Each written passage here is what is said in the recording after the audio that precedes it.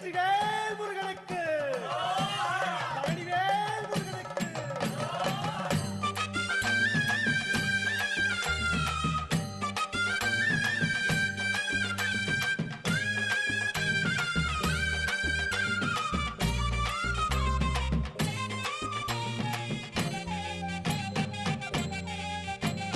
பழனிமலை முருகனுக்கு